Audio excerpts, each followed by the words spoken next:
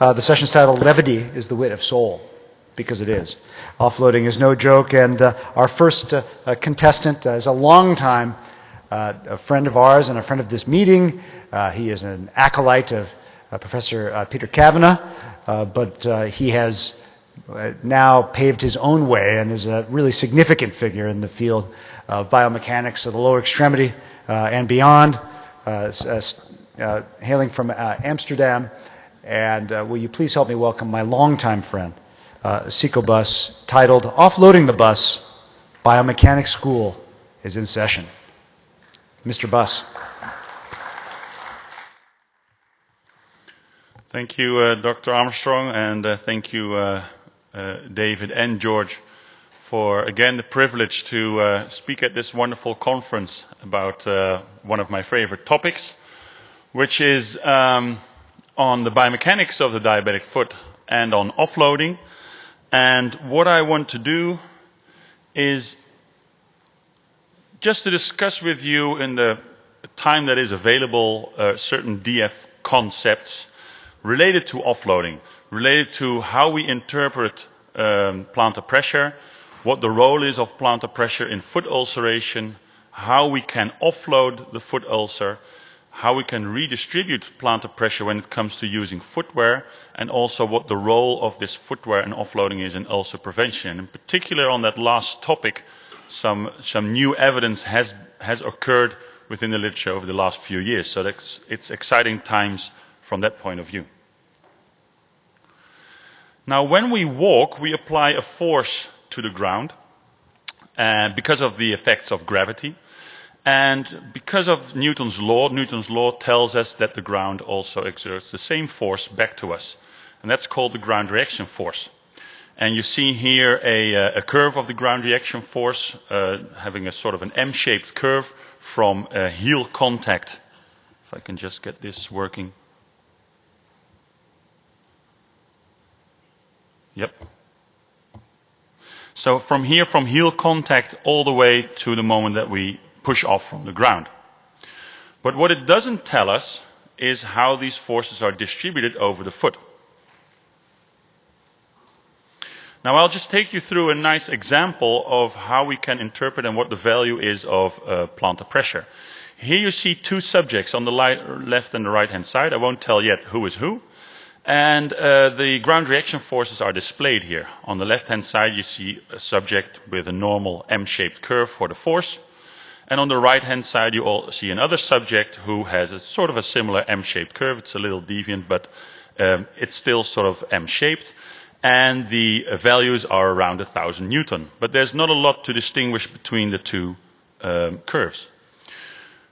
Now the next one in the blue are the peak plantar pressures that are measured, again, over the stand space from heel contact to toe off. And in the left side, you still see a nice M-shaped curve for this peak pressure measured over stand space. And on the right-hand side, you see that there's some differences starting to occur between the two subjects.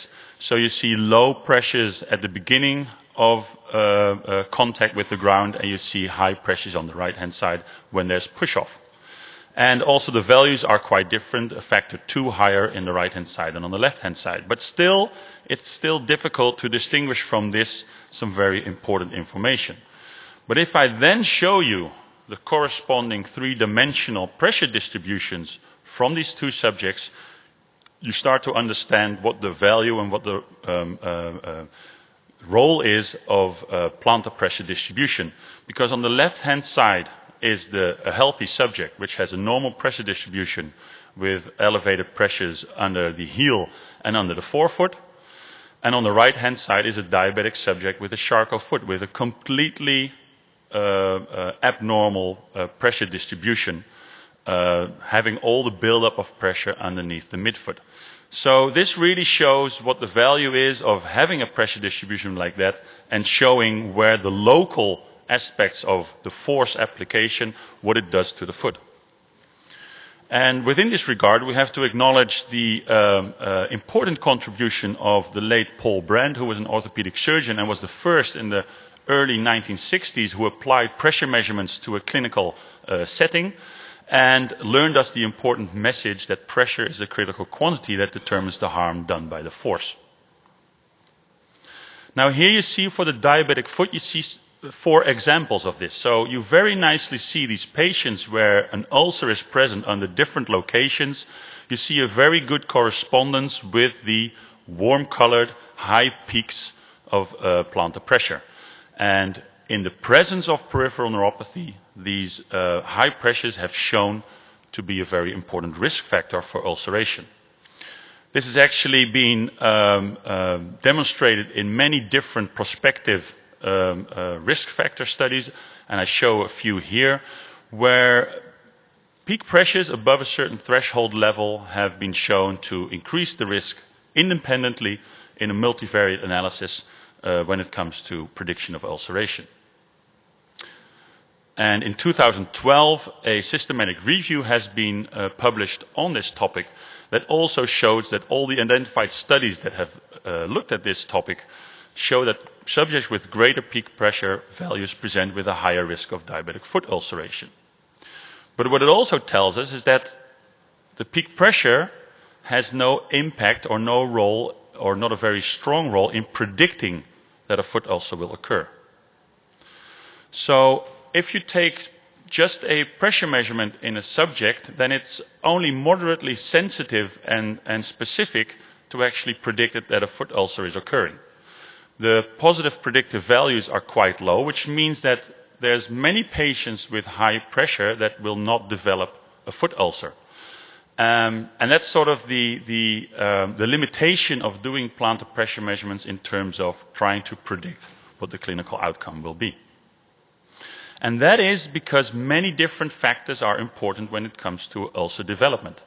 So when we just focus on pressure, for example, what we actually measure with a pressure measurement is the normal pressure, perpendicular to the ground.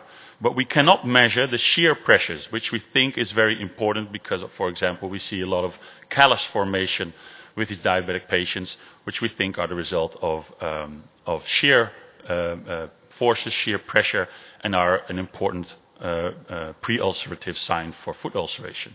But there's also different things, like certain disease factors that will play a role, of course. We know neuropathy and peripheral arterial disease, that they are risk factors for ulceration. And then there's also the component of the behavior of the patient. So how active is the patient during the day? How many steps does the patient take where these pressures are applied to the foot? And what is the behavior of the patient? Does the patient walk barefoot, or does he wear protective shoes? And these components are all likely play a part in the development of foot ulceration. And from a risk factor analysis that we did last year on subjects that had an ulcer in the past, and we looked at the risk factors for ulcer recurrence, this is also what we showed, these different roles that the different factors play. So for example, while barefoot peak pressure is a significant factor in causing the recurrence, we see that's only a small factor. Here we see that the variation in daily step count is also a factor. On the left-hand side, you see that adherence plays a role, and I'll speak a little bit more about that later. But most strikingly here is that non-ulcerative lesions, so the presence of abundant callus, the presence of hemorrhage within the foot or a blister, is by far the strongest predictor of foot ulcer recurrence in these high-risk diabetic patients. So while pressure plays a role, it's not the strongest predictor. Now when it comes to offloading these high pressures in the foot, many different devices and modalities are available. And I just want to discuss the concept of the total contact cast because it has been proven consistently to be so effective in reducing these pressures. And you see that from this example of this patient who wears a custom-made footwear on his right foot here and has a very high pressure underneath his great toe where there's a plantar foot ulcer present. And the same patient wearing on the right foot a total contact cast where you see a dramatic decrease of pressures over the total contact surface. And that is because this total contact cast creates a total contact surface and therefore redistributes the pressure effectively. You can add different molding to the cast when it's still flexible and moldable to apply pressure proximal to certain regions that you want to offload. And also the cast wall picks up quite a large percentage of the load and therefore reduces the pressure at the plantar surface. And other studies have shown that even more pressure relief can be achieved if you isolate the wound. So if you apply a padding material right at the location where the foot ulcer is, which deviates then a little bit from the total contact principle, but provides you with additional pressure relief, as is shown by this pressure measurement in the forefoot in this patient where a padding material has been applied under the region of interest compared to the more traditional total contact cast.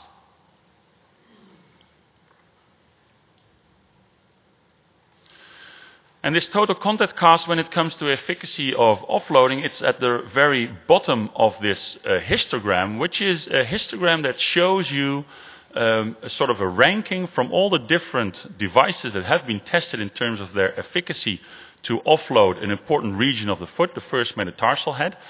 And on the bottom, like I said, is the total contact cast that has consistently shown to reduce pressure with about 70 to 90% when compared to a controlled condition. And when you go up the histogram, you actually see that there's other devices like the forefoot offloading shoe, but also cast shoes, felted foam dressings, and up here are the shoe types like the rocker shoe and athletic footwear that are less effective in reducing the pressures at such a location. What you can then do is overlay with that the efficacy of the devices to heal the plantar foot ulcers, and it shows the percentage of ulcers that can heal in 12 weeks' time. And you see a very good correspondence between the efficacy to offload and the efficacy to heal the plantar ulcer. And in terms of time to healing, the inverse relationship is shown. So the better offloading devices heal the ulcer in less time. But again, like with the development of foot ulceration, we're not yet sure what the pressure threshold, offloading threshold is, below which we know for sure that an ulcer will heal. Not a single study in the literature has actually made a direct relationship between offloading and healing. So there's definitely need for more high quality evidence there. So let's turn to the prevention of foot ulcers using offloading. Because when these patients heal from their foot ulcer, they're in remission, which means that they need to receive a significant amount of attention because the risk of getting a recurrence of the ulcer is very high, up to 30 to 40% in 1 year. And you could say that the use of therapeutic or custom-made footwear is sort of the cornerstone of treatment for these, preventing these ulcer recurrences when patients have healed from a foot ulcer. And they actually try and do the same as the devices that are used for healing the foot ulcers. So they try to reduce the pressure at an at-risk location underneath the foot by redistributing the pressures to other less at-risk locations. And from the many biomechanical studies that have been done on this topic, we know that there are very effective ways of doing that. So on the left-hand side, you see the effect of a rocker outsole configuration. That shows between 30 and 52% pressure relief under the forefoot because it limits the dorsiflexion of the foot and therefore offloads the forefoot. But also the effect of customized insoles have shown that between 16 and 37% pressure relief.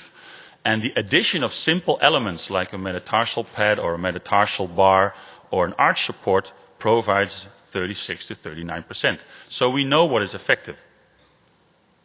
And here you see what the action is of effect of elements that you apply to the foot, and to the shoe, where you see that what it actually aims to do is to redistribute the pressure and make a more evenly distributed pressure compared to another intervention. So you see that there's a buildup of pressure underneath the midfoot, but not to levels that you think will put the midfoot at risk for ulceration. And therefore it reduces the pressures underneath the forefoot and underneath the heel. So what we did is we did a large study, a large trial on 170 patients and measured the pressures in the footwear that they were prescribed with after they healed from a foot ulcer. And here you see certain regions where you see the pressures, the average pressures in these feet. So overall, the peak pressures were 250 kilopascals, but there was a large variation around this pressure level. You see that the highest pressures are present underneath the metatarsal heads, because they also show 250 kilopascals of average peak pressure. And this is the previous ulcer location, where the pressure was around 200 kilopascals. But if you apply to that an indication that we have from the literature about a pressure threshold level below which we think patients can remain free of ulceration, then you see that only a very small percentage of this footwear provided to the patient lives up to the expectations. So only 24% of the footwear has pressures below the 200 kilopascal level. Mainly, of course, in the metatarsal head, showing only 29% of the footwear that shows pressures at these metatarsal heads below this 200 kilopascal level. And even at the previous ulcer location, you see that more than a third of the patients does not live up to the 200 kilopascal threshold. So we could say that the footwear is not yet appropriate in terms of its offloading capacity the moment that it's delivered to the patient. And if we then look at the characteristics of this footwear, we see quite some striking results. By the fact that only 13% of this footwear provided to these patients, which are the highest risk group of patients who recently healed from a foot ulcer, only 30% are provided with a transmetatarsal bar. Only 9% with a metatarsal pad, 9% with a medial arch support. And the combination of these elements was not present in 60%, even though I just showed that these elements are very effective in reducing the pressures and offloading the foot. So it shows that even though we have this knowledge, in clinical practice we are not following this knowledge and not using it to provide a good footwear solution.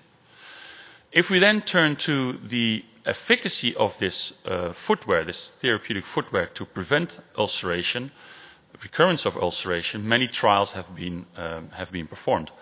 And if you look at the trials that have been performed before 2012, none of them actually measured the offloading effect of the footwear that they tested. So we didn't have an indication until 2012, 2013 what the role of the offloading capacity of the footwear was in terms of preventing ulcer recurrence.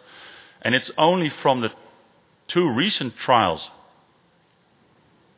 one from our group in which we assessed 170 patients in 10 centers in the Netherlands, and another trial from within the US here that also did multi-center analysis on pressure prevention of recurrence, is that we have learned what the role is of offloading in ulcer prevention. And Jan Olbrecht will speak about the trial that they did here in the US, and I will just briefly tell you something about our trial. Because what we did is we had these patients with healed foot ulcers that we provided with custom footwear, custom shoes, and custom-made inserts. And what we did is, in half of the patients, we measured the pressure inside the footwear and then modified the footwear in order to improve the pressure distribution. And we did that in a sort of an iterative process where we measured the pressure, modified the footwear, again measured the pressure, modified the footwear, and tried to aim for an optimization of the pressure with about 25%, so reducing the peak pressure with 25% or beneath this 200 kilopascal level.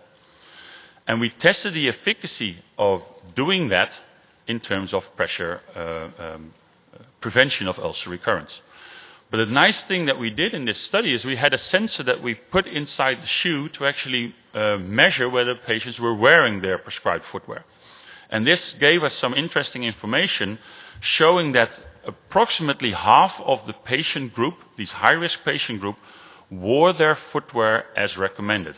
And we had a cutoff level for being adherent of 80% of the steps that they took during the day that they actually wore the prescribed footwear. So that means that half of the patients we classified as being low on adherence. And here you see that the adherence while being inside the house was much lower than being outside of the house. But at the same time, the patients are much more active when they are inside the house than when they are outside the house. So, and this just really signifies the problem of not only the low adherence, but being more active inside the house and therefore taking more steps that are unprotected. So in the trial, we followed these 171 patients for 18 months and looked at the ulcer recurrence. And in the total group, we found 42% of the patients that had an ulcer recurrence in 18 months. In the intervention group, in which we optimized the footwear solution in terms of the pressure relief, we found 39%. And in the control group that had the same type of footwear, but we didn't modify in order to reduce the pressure, we saw 44%. And this is only an 11% effect size, which was not significant. So just by improving your footwear solution does not mean that you're going to be very effective or only little effective in terms of preventing ulcer recurrence. But because we did objective measurements of the adherence, we were able to look at this separate group of adherent patients and to again look at the equation and the comparison between the intervention group and the control. And in the 79 patients that were adherent, wearing their footwear as recommended, 38% got an ulcer. But now you see that in the intervention group who had their footwear optimized, the percentage of ulcer recurrence was much lower compared to the control group who didn't have their footwear optimized. And the difference was about 50%. So a 50% effect size from the combination of pressure relief and making sure that the patient wears the footwear. And this is again, I already showed this slide where we created some cutoff levels in the risk factor analysis that we did based on the 200 kilopascal peak pressure level and an adherence above 80%, which shows an odds ratio of 0.43. So with 57% reduction in the risk of ulcer recurrence when you get your pressures low and you get your adherence high. So my take-home message from this talk would be that not only for healing the foot ulcers, but also for preventing the foot ulcers, we need everyday low pressure and everyday high adherence. Because that's eventually going to make the major clinical difference when it comes to preventing and healing foot ulcers. Now, most of what I have been speaking about, we're also incorporating in new guidelines on footwear and offloading, international guidelines that we're working on with an international group that will be updated and presented during the next international symposium on the diabetic foot in The Hague in May. So I very much welcome you there to hear more about this topic. Thank you.